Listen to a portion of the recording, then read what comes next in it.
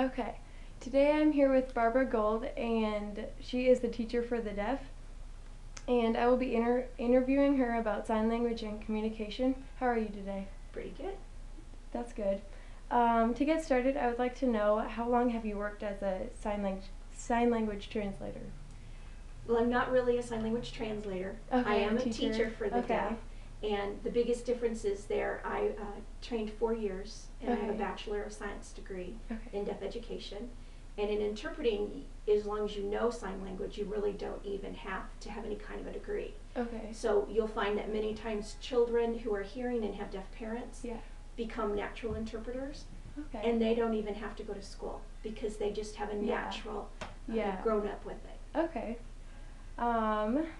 And first question, can you explain what's the different types of sign language there are, or what it's used for, or like how you use it?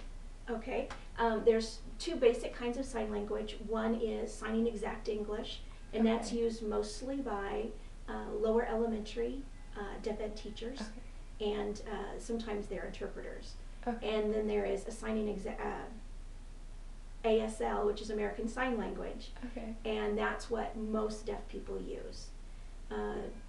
Deaf language doesn't use words like the, of, to, Yeah. and so sometimes when you read their writing, like their Yeah. sentences Yeah. and their letters, Mhm. you think that, well, they're kind of ignorant. Yeah. But they really aren't. It's Okay. just that their spoken language or their visual language doesn't use those words. Okay. And that's why in signing exact English, it's nicknamed C-sign, Okay. that's why lower elementary teachers like it, because it does give a sign to words like Yeah. the, of, to, those kind of words. Yeah. And so it gives them kind of a basis then, and then it's easier for them to translate or to revert to ASL than it Okay. is for them to start on ASL and then try to Mhm. learn C-sign.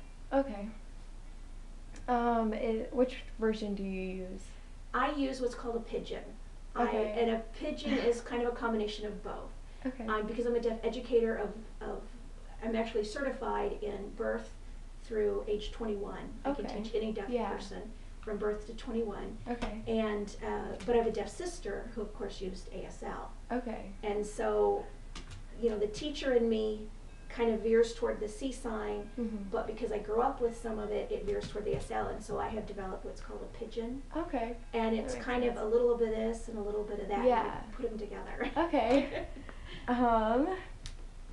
So my class is learning about different forms of communication, but what is the hardest part about teaching sign language for you?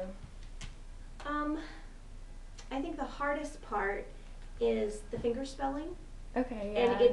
it's really not the teaching part of it, but it's actually reading the finger spelling. Oh, yeah. Because many like scientific words Yeah. or many words, when you take social studies or history or chemistry or any of those, they have very technical terms. Oh, yeah. And there aren't signs for those. Okay. And so if you are deaf and you're actually in that as a job, Yeah. you might have developed your own, but as far as a general overall, there aren't. Okay. And so you have to finger spell everything. And the hardest Oh. part is, because I'm oral, I'm called oral. Okay. You and I are oral because we speak. Yeah. And because of that, I'm used to reading a word as a whole word Mhm. in signing exact, or in either ASL or C sign. Yeah. When they're finger spelling, you have to look at each letter individually and put them together. Oh, okay. And so, personally for me, the hardest part is when a deaf person is finger spelling to me, and Oh. I've got to keep all the letters straight Yeah. because I'm used to seeing that whole chunk of word. Yeah. And so I think for me that's the hardest part. Okay, instead of like separate, it's all Yeah. one. Okay. What do you think is the main difference between communicating in English and in sign language? Besides like the One is what we call an verbalizing. oral, or you listen, Okay. and the other is a very visual. Yeah. And yeah, so that is really the biggest difference. Okay. Also, I think we use tone of voice Yeah. to express anger, joy, Mhm. sadness, fear. And deaf people use their entire body and much greater dependency on facials Yeah. in okay. order to express those things. Okay. Going along with that, what do you think, or what do you feel these people miss out on in like their everyday life, or like limitations they have? we hear so many things. Yeah. Right now, I hear the chimes that are outside my Yeah. house. A deaf person would have no knowledge that those Yeah. are even there.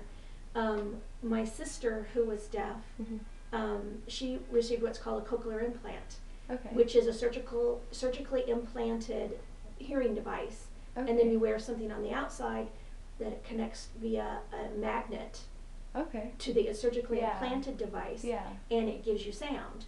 Now, Okay. people who were hearing and then became deaf and have gotten this says it sounds a lot like when people are talking, it sounds a lot like Mickey Mouse talking or Oh. Donald Duck. Okay. So it's kind of got a cartoonish sound. Yeah. But my sister, who never really heard sound, it's just normal.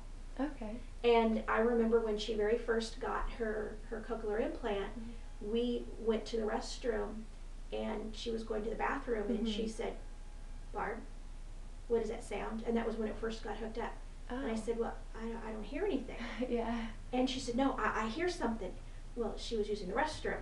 Oh. She didn't know that made a sound. Oh, okay. And so just dumb stuff Yeah, like that. And yeah.